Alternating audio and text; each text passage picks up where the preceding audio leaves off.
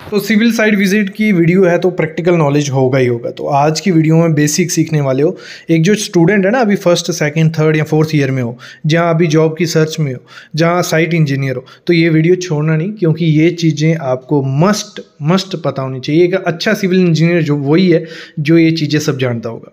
आज 10 से 15 चीज़ें मैं बताने वाला हूँ सीमेंट के बारे में कि कैसे चेक करना है। लेकिन उससे पहले मैं बताऊंगा लैब कहाँ देना है, बीम में, कॉलम में। आपने ज़रूर वीडियोस देखी होंगी, इस पे हमारे चैनल पे भी देखी होंगी, लेकिन इस तरीके से आपको कोई नहीं समझाएगा। फिर जॉगल और भी काफ़ी चीज़ें मैं बताने वाला हूँ जो आपको सबको पता होंगी, लेकिन एडिशनल ऐड करके कुछ मैं आपके लिए लाया हूँ।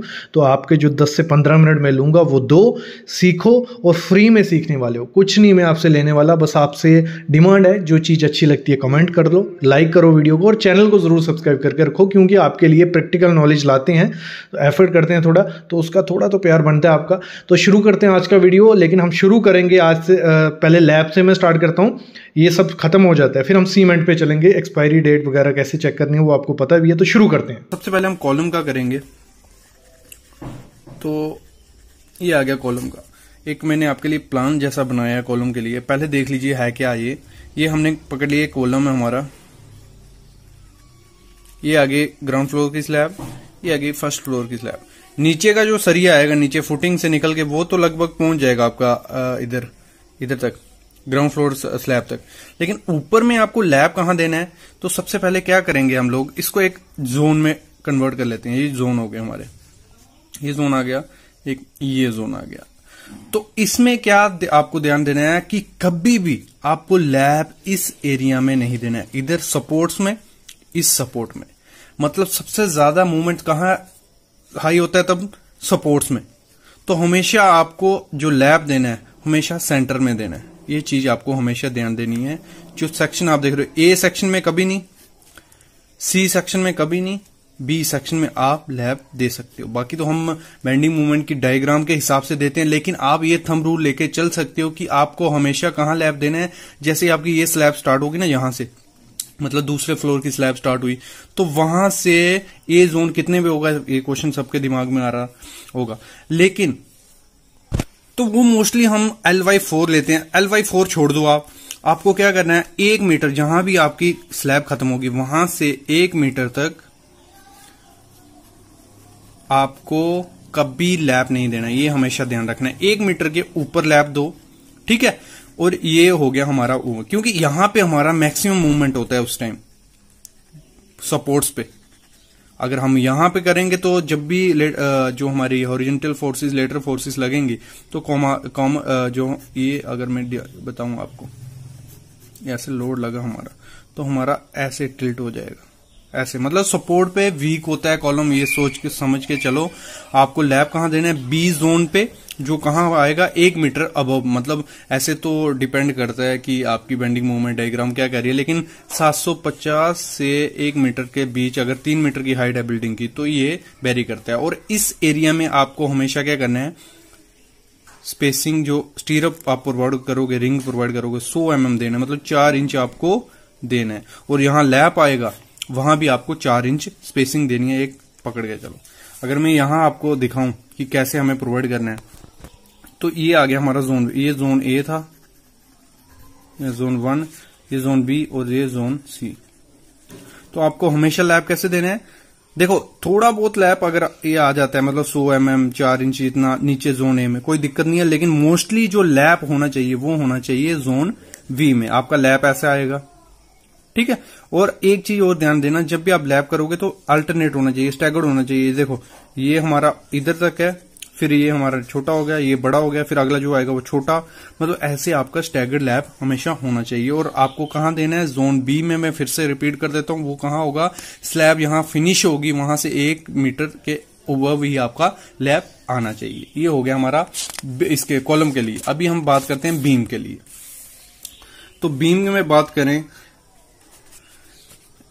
बात करें तो एक मैं आपके लिए सेक्शन बनाई है। ये आगे हमारा ये कॉलम है, ये भी हमारा कॉलम आ गया, ये कॉलम आ गया। अब भी हमारा जो भी लैब दोगे आप, ये एक स्पान आ गया पूरा, जिसकी लेंथ कितनी है, L, इसमें आपको एक चीज ध्यान देनी है, इसमें ऊपर नीचे अलग अलग होता है। जैसे उसमें था ना कि आपको बीच में ही देना है, मतलब कॉलम, जैसे कॉलम होगा उसके सेंटर में आपका लैप आना चाहिए, लेकिन इसमें थोड़ी अलग चीजें, ऊपर अलग नीचे अलग। तो इसमें हम एक समझते हैं इसको, ये लोड जब हमारा पड़ेगा तो हमारा ये जो होगा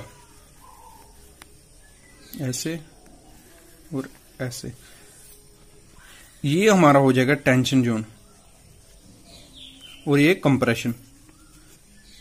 इसको सिंपल भाषा में मैं बताऊं आपको, तो देखो करना क्या है, जब भी आप लैब प्रोवाइड करो, ऊपर का जो आपका रहेगा, मतलब ऊपर वाले स्टील बार, अगर ये स्टील बार आया तो ऊपर का आपको हमेशा सेंटर में दे देना है, जैसे हमारा कॉलम में था। सेम फंडा हमेशा याद रखना, जो भी कंप्रेशन चीज, कंप्रेशन मेंबर था, अगर ये थंब रूल लेके चल रहा हूं इसको, मतलब ऐसे रिलेट मत करना किसी भी चीज, जो भी कंप्रेशन चीज होगी, कंप्रेशन उसका हमने सेंटर में करना है, क्योंकि हमारा ये बीम का ऊपर सिंपल सपोर्टेड है, ऊपर वाला जोन कंप्रेशन होता है, कॉलम भी हमारा कंप्रेशन जोन है, तो ऊपर का हमें हमेशा कितने देना है, सेंटर में। ये याद रखने के लिए बता रहा हूं मैं, सेंटर में। और नीचे का आपको कहां देना है, हमेशा सपोर्ट्स पे। क्यों सपोर्ट से, जैसे मैंने कहा यहां लोड पड़ेगा, अगर हम यहां पे उसको यहीं पे वो इलांगेट होगा, अगर यहीं पे हम दे देंगे तो वो टूट जाएगा। तो हमेशा जैसे मैंने अभी यहां दिया ना, ये आ गया नीचे वाले बार का हमारा लैप, ये आ गया हमारे ऊपर वाले बार का लैप। सेम मतलब ऊपर का जो बार रहेगा हमें उसे सेंटर में देना है, नीचे का हमारा सपोर्ट में रहेगा L/4 के हिसाब से, यहाँ L/3 के हिसाब से हमारा रहेगा। और वैसे ही हम अगर दूसरे स्पान में आए, जो नीचे वाला हमारा कहाँ आएगा, सपोर्ट के पास। अगर थोड़ा बहुत जंक्शन में चला जाता है कोई दिक्कत नहीं है, ऊपर वाला कहाँ रहेगा हमारा, सेंटर में। ये हमेशा ध्यान रखना, ये बेसिक रूल रहता है साइड पे लैप देने का। बेसिकली साइड पे किया क्या जाता है, वैसे एक 12 मीटर का लॉन्ग सरिया डाल दिया जाता है। आप जब साइड पे जाओगे देखोगे, कंफ्यूज मत होना, क्योंकि स्टील को बचाने के चक्कर में ये सब किया जाता है। मतलब ये 12 मीटर का डाल दिया, फिर आगे जितनी जगह बची उसमें उतना डाल दिया, बाकी दूसरा जो इसमें से पीस बचेगा वो ऐसे डाल दिया, फिर बाकी, मतलब उसमें ये चीजें रिलेट कम की जाती हैं, लेकिन आपके दिमाग में होना चाहिए कि आपको कहां कहां बीम में लैप देना है। ये हो गया हमारा सिंपली सपोर्टेड बीम का, ठीक है, ये आ गया। नेक्स्ट आगे बढ़ते हैं। जैसे मैंने बात किया था जॉगल क्या होती है, जॉगल। तो जॉगल क्या है, देखो जो मैंने पहले बताते आ रहा हूं, लैप देने के लिए क्यों लैप देते हैं, कि सेफली हमारा लोड ट्रांसफर हो जाए। और सेफली कई जगह क्या किया जाता है, बहुत बड़ी मिस्टेक की जाती है। सिंपल ऐसे ये सरिया है हमारा, ये सरिया है सीधा, मतलब उसमें जॉगल नहीं की जाती और डायरेक्ट उसको लैप कर दिया जाता, तो इसका लोड अच्छे से इसमें ट्रांसफर नहीं हो पाता नीचे वाले सरिये में। तो उसको इग्नोर करने के लिए, उसको सही तरीके से करने के लिए क्या किया जाता है, हम जॉगल प्रोवाइड करते हैं। मतलब एक बेंड दे देते हैं सरिये को, ये आया हमारा ऊपर का सरिया, नीचे उसको बेंड दिया, उसके नीचे हमारा दूसरा सरिया लैप हो गया, ये दूसरा सरिया उसमें लैप हो गया। तो क्या हुआ, जो लोड इसमें से आएगा, ठीक है, ये करेगा तो सेफली इसमें ट्रांसफर हो जाएगा। ये होता है जॉगल का काम, इसे हम जॉगल बोलते हैं। ये चीज आपको ध्यान देनी है। और बाकी आपको पता ही है, मैंने जो बोला था कि आपको अच्छे से इसको टाई करना है कोई 150 mm पे। और एक चीज और ऐड करना भूल गया था, 32 mm का जो सरिया होता है ना, 32 से ऊपर या 32 का भी लेके चलो, उसको हमेशा हमें लैप नहीं करना है, बेल्ट करके चलना है। 32 से ऊपर ही बेल्ट करना है, जहां उसमें हमें कपलर यूज करना है। ये चीज भी आपको ध्यान होनी चाहिए जब भी आप साइड या फील्ड पे जाओगे। क्या हो गया, मतलब ये ऐसे बेंड आया, दूसरा इसके ऊपर सरिया आ गया। नेक्स्ट आगे पढ़ते हैं हम चेयर। चेयर क्या चीज है, मतलब चेयर ये सोच के मत सोचना कि चेयर हमारी होगी बैठने वाली ना, ऐसा कुछ नहीं है। देखो होता क्या है, मैं आपको समझाता हूं। ये स्लैब आ गई हमारी, स्लैब, ये स्लैब है, ये नीचे सरिया आ गया उसका। इसको और अच्छे से बताता हूं, जाली बना लेता हूं। ये सरिया आ गया, ये मैश बनी है हमारी, फिर डबल मैश होगी, इसके नीचे भी सरिया होता है। मतलब अगर सेक्शन दिखाऊं आपको मैं, इस स्लैब की सेक्शन ले लेते हैं, इस सेक्शन है, ठीक है, हमने सेक्शन काटी हुई है, ये सरिया है, ये सरिया है, ये सरिया है, तो नीचे भी सरिया आता है, ये सरिया, ये सरिया। तो दोनों को देखो होता कितना है, 150 mm का या 200 mm की हमारी स्लैब अगर मैं लेके चलूं, तो दोनों को सरियों को दूर रखने के लिए हम इधर क्या यूज करते हैं, चेयर। मतलब ये हमारी एक सरिये की चेयर ऐसी बनती है। मतलब इसकी मैं वीडियो डिस्क्रिप्शन में डाल दूंगा कि दिखती कैसे और इसकी हम कटिंग लेंथ कैसे निकालते हैं, आपको आइडिया और हो जाएगा। ये आगे, ठीक है, ये ऐसी चेयर, मतलब दोनों सरियों को अपार्ट करने के लिए, दूर दूर रखने के लिए हम क्या करते हैं, चेयर प्रोवाइड करते हैं। और जैसे हमारी फुटिंग रहती हैं, जैसे हमारी स्लैब्स रहती हैं, ग्रेड स्लैब बड़े बड़े, मतलब उसमें ये 2 मैश होती हैं ऊपर नीचे, तो उसके बीच में हम चेयर प्रोवाइड करते हैं कि ऊपर वाला सरिया अलग रहे, नीचे वाला अलग रहे और बीच में अच्छे से कंक्रीट भर जाए, इसलिए हम चेयर यूज करते हैं। आगे बढ़ते हैं पिन के बारे में। पिन का मेरे को पहले वीडियो डाली थी तो उसमें कई लोगों को समझ नहीं आया था कि पिन क्या है, तो मैं बताता हूं। देखो ये बार एक हमारा सरिया है, दोनों का काम क्या है, चेयर का और पिन का काम क्या है, दोनों सरिये को दूर दूर रखें जिसमें कि बीच में कंक्रीट घुस जाए। ये चीज ध्यान रखना, मतलब रिलेट करो कोई भी चीज है, अगर 2 चीजें जुड़ रही है तो उसमें अगर हम जगह नहीं रखेंगे तो उसमें कंक्रीट माल नहीं घुसेगा, तो इसलिए क्या करते हैं, दोनों को दूर दूर रखते हैं तो उससे हो जाता है। इसमें हम पिन यूज करते हैं। पिन है क्या, एक सरिये का पीस रहता है छोटा सा। अगर ये 20 mm का सरिया होगा, ये भी 20 mm का सरिया होगा, तो आप मिनिमम आपको 20 mm का ये आपको यूज करना ही करना है। पिन इतना सरिया रहता है जितने का बीम की विड्थ होती है। जैसे यहां देखो ये एक बीम है, हम उसको सामने से देख रहे हैं, ऊपर का सरिया ये आ गया 3 नग, नीचे का सरिया ये आ गया, और बीच में हमें पिन प्रोवाइड की। क्यों प्रोवाइड की, कि इसमें से सरिया मतलब कंक्रीट अच्छे से घुस जाए, बीम में अच्छे से कंक्रीट हो जाए, इसलिए हम क्या करते हैं, पिन प्रोवाइड करते हैं। इसमें आपको मैंने जैसे कहा 20 mm का होगा, मिनिमम 20 mm का करना है। जहां जितने कंक्रीट में हम एग्रीगेट यूज कर रहे हैं, जितने डाया का, अगर 20 mm का है, 40 mm का है, तो आपको मिनिमम 40 mm का ये पिन होना ही होना चाहिए कि कंक्रीट का जो एग्रीगेट रहेगा वो अच्छे से घुस जाए, अच्छे से वहां हो जाए, नहीं तो वहां वॉइड्स रहेंगे, वो कोलैप्स हो सकता है। तो टाइम वेस्ट नहीं करूंगा, तो सबसे पहले आपको चैनल को सब्सक्राइब कर लेना है और बेल आइकन दबा लेना है। तो सबसे पहली चीज आपको देखनी होती है, कोई भी सीमेंट खरीदने जाओगे, सबसे फर्स्ट एंड मोस्ट इंपॉर्टेंट, क्योंकि इसी पे डिपेंड होता है सब कुछ, तो उसकी देखनी है आपको मैन्युफैक्चरिंग डेट। क्या देखनी है, मैन्युफैक्चरिंग डेट। तो इसमें होता क्या है, इसमें उन्होंने मंथ लिखा होता है, वीक, ईयर। कभी कभार क्या होता है, मंथ नहीं होता है, सिर्फ वीक और ईयर लिखा होता है। तो इसी से हमें आइडिया लगाना होता है। वीक क्या होता है, देखो हर मंथ में कितने 4 वीक होते हैं मोस्टली। अगर हम बात करें जनवरी को पकड़ते हैं, first week, second, third, fourth, फिर फरवरी आ जाएगा हमारा, फिर 5th, 6th, 7th, 8th, मार्च आ जाएगा हमारा, 9th, 10, 11, या अप्रैल आ जाएगा, 12, 13, 14, ऐसे आप काउंट कर सकते हो। तो ये हमारे वीक होते हैं, और ऐसे उधर लिखा होता है, उन्होंने लिखा होता है वीक, इधर वीक है, बोरी सामने आपको बैक पे लिखा भी दिख रहा है, वीक 6th, मतलब 8 फरवरी में हमारा सीमेंट बना है। 6th वीक आ गया, तो 6th वीक कब आता है हमारा, फरवरी में।